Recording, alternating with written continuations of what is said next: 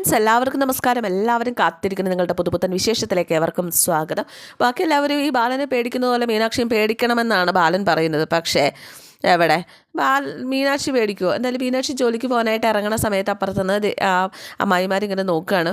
നല്ല പെൺകുട്ടി എന്നൊക്കെ അവരിങ്ങനെ പറയുകയാണ്. ആ സമയത്താണ് അലോക് പുറത്തേക്ക് ഇറങ്ങി വരുന്നത്. അപ്പം ഇത്രയും ഉണ്ട് കേട്ടോ പുറത്ത്. അലോകെ പ്ലാൻ ചെയ്തൊക്കെ ഓർമ്മയുണ്ടല്ലോ അല്ലേ? അറിയാടി, ഞാനൊരു ഫ്രണ്ടിൻ്റെ വീട്ടിലേക്കാണ് പോകുന്നത്. അവിടെ നിന്ന് ഇറങ്ങി ആര്യനെ തപ്പി കണ്ടുപിടിച്ച് ബാക്കി ഞാൻ ഏറ്റു. അപ്പോൾ അമ്മായി പറയുന്നുണ്ട്, എൻ്റെ അലോകെ നീ അവിടെ മര്യാദക്കിരിക്കുക. അപ്പം മിത്ര പറഞ്ഞു, നിങ്ങൾ ആരും ഇടപെടണ്ട, അമ്മ നെഗറ്റീവ് പറയല്ലേ, ഞാൻ അത് അലോകെ ശരിയാക്കിക്കോളും എന്ന് പറഞ്ഞിട്ട് മിത്ര അലോകിനെ പറഞ്ഞു വിടുകയാണ്. മിത്ര എന്തൊക്കെയോ തീരുമാനിച്ചുറപ്പിച്ചിട്ടുണ്ട്. മിത്രയെ നീതി നാശത്തിലേക്കാണ് പോയിക്കൊണ്ടിരിക്കുന്നത്. ഇപ്പോഴേ ഞാൻ പറഞ്ഞിട്ടുണ്ട്, നാശത്തിലേക്കാണ് പോയിക്കൊണ്ടിരിക്കുന്നത്. എന്തായാലും മീനാക്ഷി നേരെ രാമേട്ടൻ്റെ വീട്ടിലേക്കാണ് വന്നിരിക്കുന്നത്. രാമേട്ടൻ കതക് തുറന്നതും തള്ളി കയറി അങ്ങോട്ട് വന്നു. ആരാ എന്താന്നൊക്കെ രാമേട്ടൻ ചോദിച്ചു കഴിഞ്ഞപ്പോഴേക്കും, നിങ്ങൾക്ക് കണ്ടാൽ മനസ്സിലാവത്തില്ലേ എന്ന് മീനാക്ഷി ഇങ്ങനെ ചോദിക്കുക. അല്ല, അന്ന് കടയിലെ കല്യാണത്തിൻ്റെ ഓർഡർ, കല്യാണത്തിൻ്റെ കാര്യം തന്നെയാണ്. അതെ, പോലീസ് ഡിപ്പാർട്ട്മെൻറ്റിലെ CID കല്യാണത്തിൻ്റെ നിങ്ങൾ ഒരു ആര്യൻ എന്ന് ചെറുപ്പക്കാരനെ ഇവിടെ ഒളിച്ച് താമസിപ്പിച്ചിരിക്കുന്നു. നിങ്ങൾ മിസ്റ്റർ രാമേട്ടനല്ലേ? അപ്പോഴേക്കും ഞാൻ രാമേട്ടൻ തന്നെയാണ്. അയ്യോ മേഡം, ഞാനങ്ങനെ ഒന്നും ചെയ്തിട്ടില്ല. അതെ, ബാലൻ്റെ മോനാ. ആര്യനെ ബാലൻ വീട്ടിൽ നിന്ന് ഇറക്കി വിട്ടു, അതുകൊണ്ട് ഞാനിവിടെ താമസിപ്പിച്ചു. എന്തിനാണ് നിങ്ങളുടെ ബാലൻ ആര്യനെ വീട്ടിൽ നിന്ന് ഇറക്കി വിട്ടത്? ആര്യൻ്റെ ചേട്ടൻ ആകാശ് ഒരു കല്യാണം കഴിച്ചു, ബാലൻ്റെ അനുവാദമില്ലാതെ. ആകാശിന് കൂട്ടുനിന്നത് ആര്യനാ. ഓഹോ, അപ്പോൾ ആകാശിൻ്റെ ഭാര്യയുടെ പേരെന്താ? മീനാക്ഷി. ഈ മീനാക്ഷിയെ മിസ്റ്റർ രാമേട്ടൻ കണ്ടിട്ടുണ്ടോ? ഇല്ല, കണ്ടിട്ടില്ല. അതേ കണ്ടു, ഇതാ ഞാനാ മീനാക്ഷി എന്ന് മീനാക്ഷി പറയുന്നത് കേട്ടിട്ട് രാമേട്ടൻ അന്തം വിട്ടു പോയിട്ടോ. രാമേട്ടൻ നോക്കുകയാണ്. അപ്പോൾ മീനാക്ഷി ഇരിച്ചിട്ട് പറഞ്ഞു, ഓ ഇവളാണല്ലേ എൻ്റെ ബാലൻ്റെ വീട്ടിലെ പ്രശ്നക്കാരി. അതല്ലേ രാമേട്ടൻ ഇപ്പം നോക്കണേ നോട്ടത്തിൻ്റെ അർത്ഥം? ബാലൻ വിഷമിച്ചാൽ എനിക്ക് സങ്കടം വരും. പക്ഷേ രണ്ട് മനസ്സുകളുടെ ഇഷ്ടം അത് ബാലന് നന്നായിട്ട് അറിയാം. ബാലേട്ടൻ്റെ രാമേട്ടനാൾ കൊള്ളാലോ. രാമേട്ട, ഞാൻ വന്നത് ആര്യനെ കാണാൻ വേണ്ടിയിട്ടാണ്. ഞാൻ കാരണമാണ് ആ പാവത്തിന് അവിടെ നിന്ന് പുറത്തേക്ക് പോകേണ്ടി വന്നത്. എനിക്ക് അവനോടൊന്ന് സംസാരിക്കണം. ആര്യൻ ഇതുവരെ ഉണർന്നിട്ടില്ല. അവിടെ അതിരാവിലെ ഉണരുന്നാണല്ലോ പറഞ്ഞത്.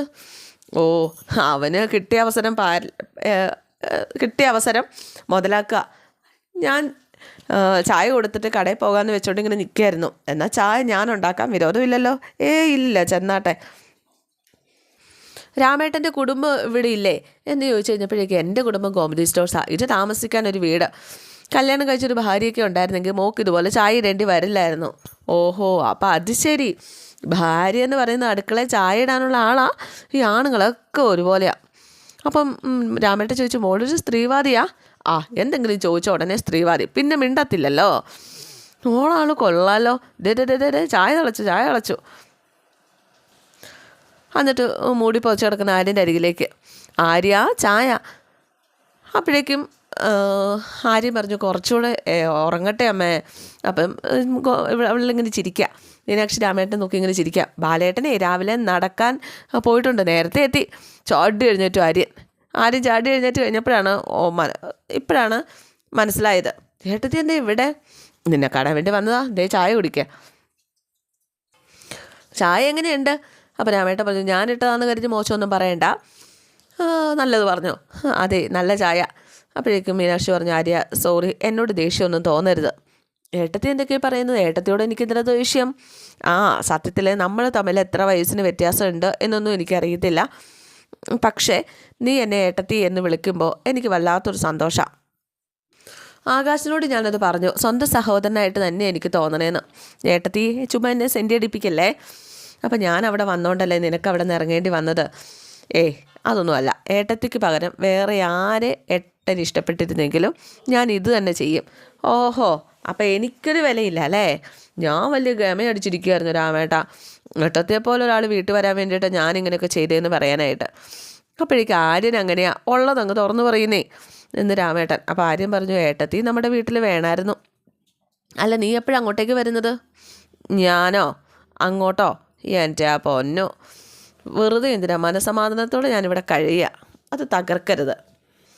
അവിടുത്തെ ബാലൻ ചക്രവർത്തിയുടെ കൽപ്പനകളില്ല. ഇന്നലെ കഴിച്ച ഫുഡ് ഇതൊക്കെയായിരുന്നു രാമേട്ട. ഞാൻ എങ്ങോട്ടും ഇല്ലേ. അപ്പോഴേക്കും മീനാക്ഷി പറഞ്ഞു, ശരി, ഞാൻ നിന്നെ അങ്ങോട്ടേക്ക് കൊണ്ടുപോകും. ഒന്നാമത് എനിക്ക് അവിടെ വർത്താനം പറയാൻ ആരുമില്ല ആര്യ.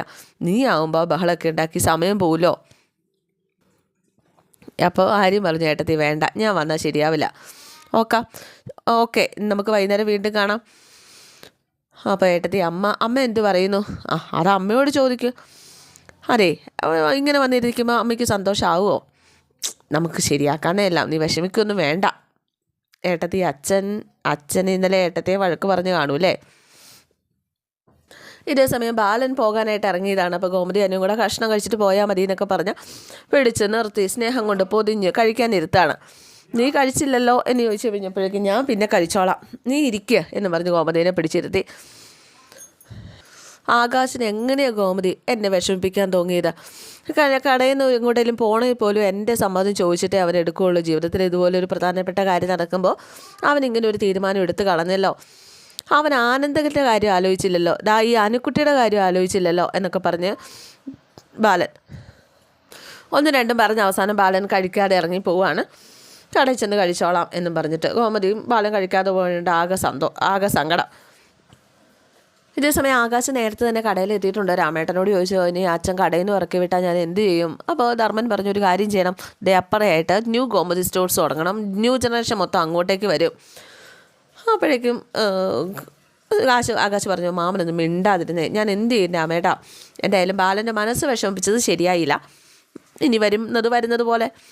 ഈ സമയം ബാലൻ വന്നതേ ദേഷ്യം പിടിപ്പിക്കേണ്ടെന്ന് കരുതിയിട്ട് അങ്ങോട്ട് മാറി നിന്നോളാൻ പറഞ്ഞു ആകാശിനോട്. ആകാശം എന്തൊക്കെയോ ചെയ്തുകൊണ്ട് മാറി നിൽക്കുക. ബാലൻ ഇത് കാണുകയും ചെയ്തു. രാമേട്ടാ, നിങ്ങൾ എന്ന് മുതലാണ് ഗോമതി സ്റ്റോഴ്സിൻ്റെ മുതലാളിയായത്? എൻ്റെ ശത്രുക്കളെ ആരോട് ചോദിച്ചിട്ടാണ് കടയിൽ കയറ്റിയെന്ന്? എന്താ ബാല, ഇത് ഗോമതി സ്റ്റോഴ്സാണ്, അവൻ്റെ അമ്മയുടെ പേരിലുള്ള കട. എൻ്റെ ഭാര്യ ആയതിനു ശേഷമാണ് ഗോമതി എൻ്റെ മക്കളുടെ അമ്മയായത്. ബയോളജി ഒന്നും പറയണ്ട, അതങ്ങോട്ട് വിട്ടേരെ എന്ന് ധർമ്മൻ പറഞ്ഞു കേട്ടോ. വേണ്ട, ആരും ന്യായം പറയണ്ട, ഇവനെ ഇപ്പം തന്നെ പറഞ്ഞു വിട്ടോണം. എനിക്കിഷ്ടമില്ലാത്ത ആരും ഈ കടയിൽ നിൽക്കാൻ പാടില്ല. അങ്ങനെയാണെങ്കിൽ വേറൊരു ന്യായമുണ്ട്. ഒരു തൊഴിലാളിയെ ചുമ്മാ അങ്ങ് ഇറക്കി വിടാൻ മുതലാളിക്ക് പറ്റില്ല. നോട്ടീസ് കൊടുക്കണം, ശമ്പളം, PF എല്ലാം കൊടുത്തിട്ടല്ലേ ഇറക്കി വിടാൻ പറ്റുള്ളൂ. ഇത്രയും കൊടുക്കാൻ ഈ കട വിൽക്കണം. അങ്ങനെയാണെങ്കിൽ എനിക്ക് രാമേട്ടൻ ജോലി ഇല്ലാതാകും എന്ന് ധർമ്മൻ. അങ്ങനെയാണെങ്കിൽ ഞങ്ങൾ സമരം ചെയ്യും. നിർത്തടാ, നീ പോയി നിൻ്റെ ജോലി ചെയ്തേ എന്നും പറഞ്ഞ് ഇറക്കി വിടുക. ധർമ്മനോട് പോയി പണി നോക്കാൻ പറഞ്ഞു. അപ്പോൾ ആകാശാണെങ്കിൽ, അച്ഛാ ഞാൻ ചെയ്തത് തെറ്റാ, അച്ഛൻ എനിക്ക് മാപ്പ് തരണമെന്ന് പറഞ്ഞ് കാലെ പിടിക്കാൻ തുടങ്ങി. ഈ കടയിൽ നിന്ന് ഇറങ്ങിയാൽ ഞാൻ എങ്ങോട്ട് പോകും എന്നൊക്കെ ബാലനോട് ആകാശ് ഇങ്ങനെ ചോദിക്കുകയാണ്. അപ്പോഴേക്കും ഒരാൾ വന്നിട്ട് 1 കിലോ മുളക് എന്നാ ആകാശ് എടുത്ത് കൊടുക്കട്ടെ അല്ലേ ബാല എന്ന് രാമേട്ടൻ ചോദിച്ചു. ബാലനൊന്നും പറഞ്ഞില്ല. ആകാശ് മോനെ നീ എടുത്തു കൊടുക്കുക. അങ്ങനെ ആകാശ് അവിടെ നിന്നോട്ടെ എന്നൊരു തീരുമാനത്തിലേക്ക് എത്താം. ബാലേട്ടാ, കോളടിച്ചല്ലോ, മോളൊരു സർക്കാർ ഉദ്യോഗസ്ഥയല്ലേ അടിച്ചുകൊണ്ട് വന്നത്. അപ്പോഴേക്കും ധർമ്മൻ ആ കസ്റ്റമറെ വിളിച്ചുകൊണ്ട് പോവാം. ചേട്ടാ 1 മിനിറ്റ് വന്നേ ഇങ്ങോട്ട്. ഒരു കൊടയെ സംബന്ധിച്ച് വാങ്ങാൻ വരുന്നവരാണ് രാജാവ്, അവരോട് മാന്യമായിട്ട് പെരുമാറണമെന്നാണ്. പക്ഷേ ഇതുപോലുള്ള അസ്ഥാനത്തുള്ള ഡയലോഗ് കേട്ടാൽ ചെവിക്കല്ല് നോക്കി തരാനാണ് തോന്നുന്നത്. അതല്ല ധർമ്മ, അയ്യോ എന്തെങ്കിലും അപവാദം പറയാൻ എന്തൊരു ഉത്സാഹം, അടിച്ചോണ്ട് വന്നു പോലും. ഇതേ നോക്ക്, ഇനി ഇതുപോലുള്ള വർത്താനായിട്ട് വന്ന ചാവട്ടി കൂട്ടും ഞാൻ. മുളക് എടുത്തു കൊടുക്കുക. പോ എന്നും പറഞ്ഞിട്ട് അതിനെ ഓടിച്ചു. ബാല, നിൻ്റെ വിഷമം എന്താണെന്ന് ഞാൻ പറയട്ടെ എന്ന് രാമൻ ഇങ്ങനെ ചോദിക്കുക. കസ്റ്റമർ അങ്ങ് പോയി കഴിഞ്ഞപ്പോൾ, നീ ആരിനെ കുറിച്ചല്ല ഈ വിഷമിച്ചിരിക്കുന്നത്? നീ അറിഞ്ഞു കാണും, അവൻ എൻ്റെ വീട്ടിലുണ്ട്, എൻ്റെ കൂടെയുണ്ട്. അപ്പോൾ ബാലൻ പറഞ്ഞു, അവൻ എവിടെയാണേലും എനിക്കെന്താ, അവൻ്റെ കാര്യം ഇവിടെ ആരും സംസാരിക്കണ്ട. എന്തായാലും നമ്മുടെ ആര്യൻ ഏതോ ഒരു ആലിച്ചോട്ട് പോയിട്ട് ഇങ്ങനെ കിടക്കുകയാണ്. ആ സമയത്ത് ഗോമതി വിളിക്കുകയാണ്. ഗോമതി വിളിച്ചപ്പോൾ കോള് കട്ട് ചെയ്ത് വിട്ടു. ഗോമതിക്ക് ആകെ സങ്കടമായി. ഇതേ സമയം അലോക് ആര്യൻ്റെ അരികിലേക്ക് വരികയാണ്. എടാ ആര്യ, നീ ഇറങ്ങി വാ. എന്ത് വേണം? എടാ നീ വാടാ, ബാ. ആര്യൻ എന്തോ വന്തികേട് മണത്തൂട്ടോ, നീ ഇങ്ങോട്ട് വന്നേ എന്നും പറഞ്ഞിട്ട് അലോകും ആര്യനും കൂടി സംസാരിക്കുകയാണ്. എന്താണ്, നീയും എൻ്റെ അച്ഛനെ പോലെ തല്ലാൻ വന്നതാണോ? എന്നാൽ തല്ലിക്കോ, അതോ എൻ്റെ ഗതികേട് കണ്ട് രസിക്കാൻ വന്നതോ? അപ്പോൾ അലോക് ചോദിച്ചു, എന്തൊക്കെയാണ് നീ പറയുന്നത്? നിന്നെ കൂട്ടിക്കൊണ്ട് പോകാൻ വേണ്ടിയിട്ടാണ് ഞാൻ വന്നത്. ബാ, നമുക്ക് എൻ്റെ വീട്ടിലേക്ക് പോകാം. എടാ നീ ഇങ്ങനെ ആരുമില്ലാത്തവനെ പോലെ വഴി കിടക്കാൻ ഞാൻ സമ്മതിക്കത്തില്ല. അപ്പോൾ ആര്യൻ പറഞ്ഞു, എൻ്റെ അച്ഛൻ എന്നെ വേണ്ട, ആ സ്ഥിതിക്ക് വേറെ ആരും എന്നോട് സഹതാപം കാണിക്കാൻ വേണ്ട. എടാ ഇത് സഹതാപമൊന്നും അല്ലടാ. ആരെന്തിന്? എടാ ഇത് കടമയാണ്, കടമ. എൻ്റെ അച്ഛനും വല്യച്ഛനും അച്ഛമ്മയും എല്ലാവരും കൂടി പറഞ്ഞയച്ചതാണ് നീ എവിടെയാണെന്ന് കണ്ടുപിടിക്കാൻ. ഇന്ന് സൂര്യൻ അസ്തമിക്കുന്നതിന് മുമ്പ് നിന്നെ കണ്ടുപിടിച്ച് കൂട്ടിക്കൊണ്ട് ചെല്ലണമെന്ന്. അതെന്താ അവർക്ക് എന്നോട് ഇത്ര സ്നേഹം? അത് ബന്ധം, രക്തബന്ധം. കാര്യം നമ്മൾ തല്ലും പിടിയൊക്കെ ഉണ്ടാക്കിയതായിരിക്കും, പക്ഷെ അതിനൊക്കെ കാരണം ആരാ? അയാൾ ബാലമാമ. എടാ, ആകാശിൻ്റെ കല്യാണത്തിന് നീ കൂട്ടുന്നു, അതിന് നിങ്ങൾ ഇങ്ങനെ നല്ലേണ്ട കാര്യമുണ്ടോ? നിന്നെ ഇങ്ങനെ നല്ലേണ്ട കാര്യമുണ്ടോ? വീട്ടിൽ നിന്ന് ഇറക്കി വിടേണ്ട കാര്യമുണ്ടോ? നീ അയാളുടെ ബാലമാമയുടെ മോനല്ലേ? നീ കാളയോ പോത്താണോ നിന്നെ ഇങ്ങനെ തല്ലാനായിട്ട്? എടാ, നിനക്ക് ഞങ്ങളുണ്ട്. അപ്പോഴേക്കും ആരും ചോദിച്ചു, സത്യമാണോ ഈ പറയണത്, അതോ എന്നെ കളിയാക്കുന്നതാണോ? എടാ, കളിയാക്കാനോ? നിനക്ക് എല്ലാ പിന്തുണയും നൽകാൻ തന്നെയാണ് വീട്ടിൽ നിന്ന് തന്നെ അയച്ചത്. എടാ, ഞാനൊരു കാര്യം പറയട്ടെ, ബാലമാമനെതിരായിട്ട് നീ കേസ് കൊടുക്കണം, അതാണ് ചെയ്യേണ്ടത്. നിന്നെ വീട്ടിൽ നിന്ന് ഇറക്കി വിട്ടതിന് നീ പോലീസിൽ പരാതി കൊടുക്കുക. ആരിന് കാര്യം മനസ്സിലാകും. ഒന്ന് പോലീസ് സ്റ്റേഷനിൽ കയറട്ടെ, അന്നേരം പഠിക്കും. പരാതി ഞാൻ കൊടുക്കാം, പക്ഷേ എൻ്റെ കൂടെ ആര് നിൽക്കും? സാക്ഷി പറയാൻ ആര് വരും? സപ്പോർട്ട് ചെയ്യാൻ ആര് വരും? ഞങ്ങൾ വരൂടെ. ആര്യാ? കൃഷ്ണമംഗലംകാർ വരും, നിൻ്റെ അമ്മയുടെ ആങ്ങളമാരും കുടുംബവും ഞങ്ങൾ വരും. അപ്പോൾ ആരും പറഞ്ഞു, നിങ്ങളെനിക്ക് വിശ്വാസമില്ല, അച്ഛനെ പിണക്കണ്ട എന്ന് കരുതി നിങ്ങൾ ഒഴിഞ്ഞു കളഞ്ഞാലോ?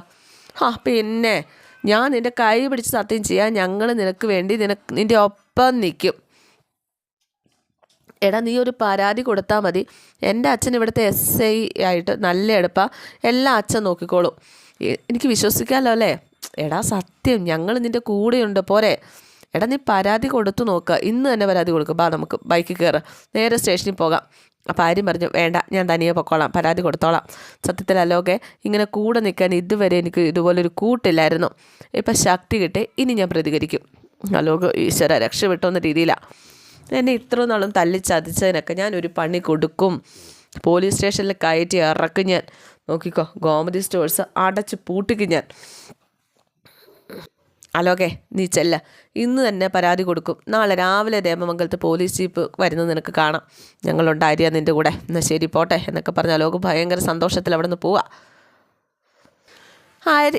ഇവനങ്ങ് പോയി കഴിഞ്ഞപ്പോഴേക്കും നിൻ്റെ ഉടായ്പൊന്നും എൻ്റെ അടുത്ത് നടക്കത്തില്ലെന്ന് എന്ന് തന്നെയാണ് മനസ്സിലിങ്ങനെ പറയുന്നത്. ആര്യന് കാര്യമൊക്കെ വ്യക്തമായിട്ട് മനസ്സിലാക്കി കഴിഞ്ഞു. പിന്നെ കാണിക്കുന്നത് ഗോമതി സ്റ്റോഴ്സിലെ ബാലനെയാണ്. ആര്യ നേരെ കടയിലേക്ക് കയറി വന്നിട്ട്, അച്ഛാ, എനിക്കൊരു രൂപ വേണം. പെട്ടെന്ന് തന്നെ ഞെട്ടിത്തെറിച്ച് രാമനും ധർമ്മനോടെ നോക്കുക. അച്ഛാ, എനിക്കൊരു രൂപ വേണമെന്നോ? കടയിൽ നിന്ന് ഇറങ്ങി പോടാ എന്നൊക്കെ പറഞ്ഞ് ഒച്ചയെടുക്കുക. അപ്പോൾ രാമൻ പറഞ്ഞു, മോനെ, നീ വീട്ടിൽ പോ. അച്ഛൻ ഇവിടെ ഉള്ള സമയത്ത് കടയിലെ പ്രശ്നം ഉണ്ടാവരുത്, അത് സ്ഥാപനത്തിന് ക്ഷീണമാണ്. അയ്യോ, കല്യാണ നടത്തിപ്പുകാരല്ലേ, ഒരു ബോർഡ് വയ്ക്ക്, വിവാഹം നടത്തി കൊടുക്കപ്പെടുമെന്ന്, ബ്രോക്കർ ഫീസ് കിട്ടും. അച്ഛൻ അങ്ങനെ പറഞ്ഞ് ഒഴിഞ്ഞു മാറണ്ട, എനിക്ക് കോളേജിൽ കാശിന് ആവശ്യമുണ്ട്. അല്ലേ പിന്നെ കോളേജിൽ ചേർത്ത് എന്തിനാ? കോളേജിൽ ചേർത്തിട്ട് നീ പഠിക്കുന്നതൊക്കെ വേറെയല്ലേ? എൻ്റെ ക്ഷമ നീ പരീക്ഷിക്കുകയാണെങ്കിൽ സ്വഭാവം മാറുവേ. എൻ്റെ പൊന്നച്ഛ, ഒരു കാര്യം പറയുമ്പോൾ അച്ഛന് എന്തിനാ സ്വഭാവം മാറാൻ നിൽക്കുന്നത്? ഇനി ഞാൻ സംസാരിക്കില്ല. അടുത്ത എന്തായിരിക്കും നിനക്കറിയാലോ. ഇന്നലെ കിട്ടുമെന്നും ആയിരിക്കില്ല. അപ്പോൾ 1000 രൂപ അച്ഛൻ തരില്ല അല്ലേ? നീ കളിയാക്കുന്നോടാ. അപ്പോഴേക്കും ധർമ്മൻ ഇടയ്ക്ക് കയറി, നീ വെറുതെ അളിയനെ പ്രകോപിപ്പിക്കല്ലേ. നാട്ടുകാരുടെ മുന്നിൽ എന്നെ നാണം കെടുത്തിട്ട് അവൻ കാശും ചോദിച്ച് വന്നിരിക്കുക. അപ്പോൾ രാമേട്ടൻ ആര്യനെ വിളിച്ചിട്ട്, മോനെ ആര്യ, നീ ഇങ്ങോട്ട് വന്നിങ്ങോട്ട്. എന്നിട്ട് രാമേട്ടൻ പുറത്ത് പോയിട്ട് പറഞ്ഞു, 1000 രൂപയല്ലേ, അത് ഞാൻ വരുമ്പോൾ കൊണ്ടുവരാം. അപ്പോൾ ആര്യം പറഞ്ഞു, രൂപയല്ല പ്രശ്നം, പിന്നെ എന്താടാ? പെട്ടെന്ന് എനിക്കെന്തോ അച്ഛനെ ഒന്ന് കാണണമെന്ന് തോന്നി, അച്ഛൻ്റെ വഴക്ക് കേൾക്കണമെന്ന് തോന്നി, അതുകൊണ്ട് ഞാൻ വന്നതാ. എന്നും കേൾക്കുന്നതല്ലേ, മുടങ്ങിയപ്പോൾ ഒരു വിഷമമായി, ഇപ്പം ഹാപ്പിയായി. എന്നാൽ ശരി രാമേട്ടാ എന്നും പറഞ്ഞ് ആര്യൻ അവിടെ നിന്ന് പോവുക കേട്ടോ. നല്ല മോൻ ആര്യൻ, എനിക്കിഷ്ടപ്പെട്ട ആര്യനെ. എന്തായാലും ബാലനിങ്ങനെ ഇരിക്കുന്നതാണ് പിന്നെ കാണിക്കുന്നത്. പിന്നെ നമ്മുടെ ആര്യനെ ഗോമതി വിളിച്ച് നോക്കുന്നുണ്ട്. ആര്യൻ കോൾ എടുക്കണോ വേണ്ടോ എന്ന് ആലോചിച്ചുകൊണ്ട് ഇങ്ങനെ നിൽക്കുകയാണ് കേട്ടോ. പിന്നെ പിറ്റേ ദിവസം കാര്യങ്ങളൊക്കെ ആട്ടോ കാണിക്കുന്നത്. മീനാക്ഷി ഗോമതിയോട് മുറ്റമടിക്കാനായിട്ട് ജോലി ചോദിക്കുക. അപ്പം നമ്മുടെ ഗോമതി കൊടുക്കില്ല സ്വാഭാവികമായിട്ടും. അപ്പോഴേക്കും മീനാക്ഷി ഒരു വേല ഇറക്കും. അടുത്ത വീട്ടിലെ ആൾക്കാർ നോക്കി നിൽക്കുന്നു. അപ്പോൾ അവർ വിചാരിക്കും ഇവിടെ വഴക്കാന്ന്, അവർക്ക് സന്തോഷമാകും. അപ്പോഴേക്കും ഗോമതി പറഞ്ഞു, അത് പറ്റത്തില്ല. എന്നാൽ എന്നെ സ്നേഹിച്ച പോലെ അങ്ങോട്ട് കാണിക്കാൻ പറഞ്ഞ്, അങ്ങനെ സ്നേഹിക്കുന്നത് പോലെ കാണിക്കാം. മോളെ, അവിടെ ഇത് കിടക്കുന്നു, നീ അടിക്ക്, ഇവിടെ ഇത് കിടക്കുന്നു. അപ്പോഴേക്കും അപ്പുറം നിന്നിട്ട്, മോക്ക് ജോലിയുണ്ടല്ലേ എന്ന് ഗോമതിയുടെ അമ്മ ഇങ്ങനെ വിളിച്ച് ചോദിക്കുക. മോളെ, നിനക്ക് എവിടെ ജോലി? Sub registrar office. പക്ഷേ അത് ഗോമതിക്ക് പറയാൻ നാക്ക് തിരിയുന്നില്ല. പറഞ്ഞ് അവിടെ നിൽക്കുക കേട്ടോ. അതൊക്കെയാണ് നാളത്തെ വിശേഷം. എല്ലാവർക്കും ഇഷ്ടപ്പെട്ടെന്ന് വിചാരിക്കുന്നു. C you again. Thank you.